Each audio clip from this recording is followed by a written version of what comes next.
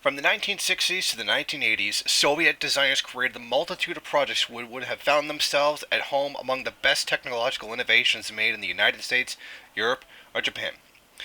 Olga Druzginina, the director of development at the Moscow Museum of Design, revealed some of the life-changing devices predicted by the Soviets. In the early 1970s, Soviet engineers were tasked with the construction of a fundamentally new fire truck.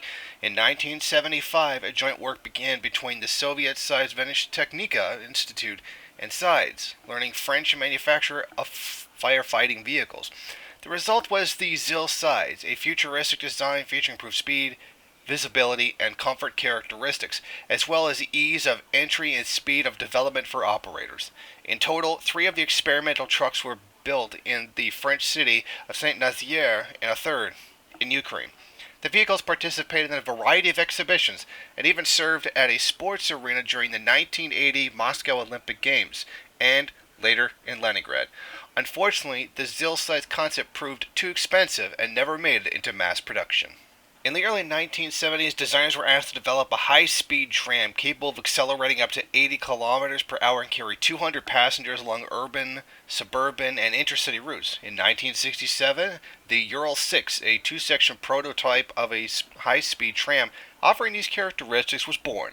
The tram was to feature an interior divided into 2 zones, one for those who need to exit at the nearest stop, and another for those who still have ways to go. The project also proposed specialized heating and ventilating systems which would allow for the vehicle to be operated at altitudes of up to 1,200 meters above sea level and at temperatures between negative 40 and plus 40 degrees Celsius, or negative 40 to 104 degrees Fahrenheit.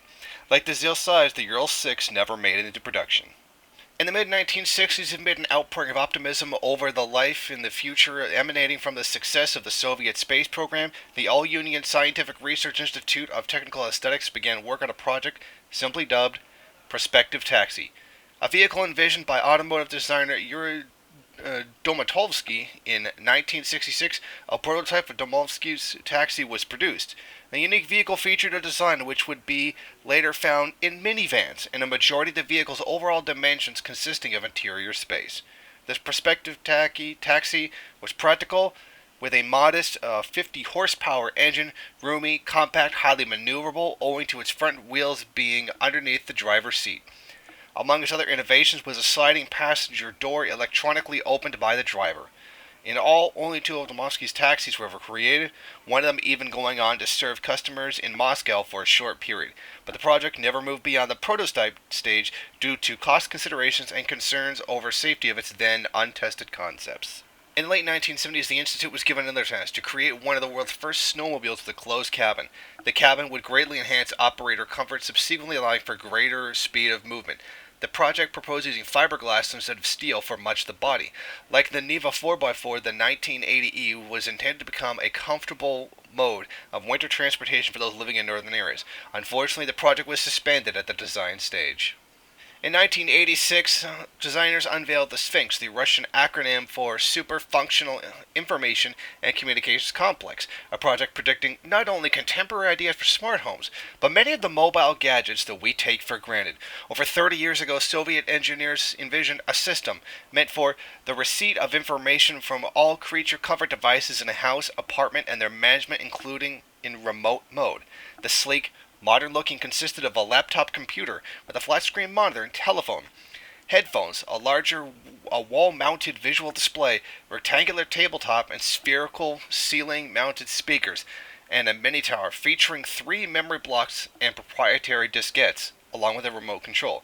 The project was divided into 3 categories, including devices worn by users, devices and appliances located in the home, and those attached to transport systems. The information was to be transmitted by radio signal and via telephone network.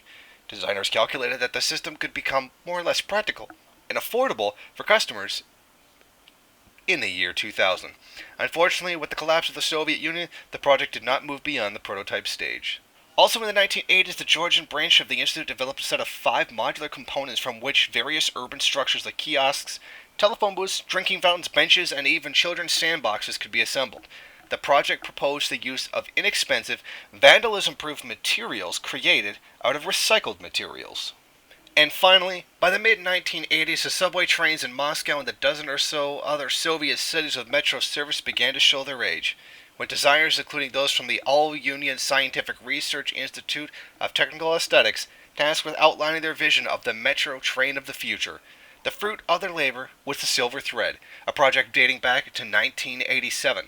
The unique nature of the Silver Thread stems from its 4 different rolling stock options, with designers calculating that such diversity would lead to increased comfort and carrying capacity.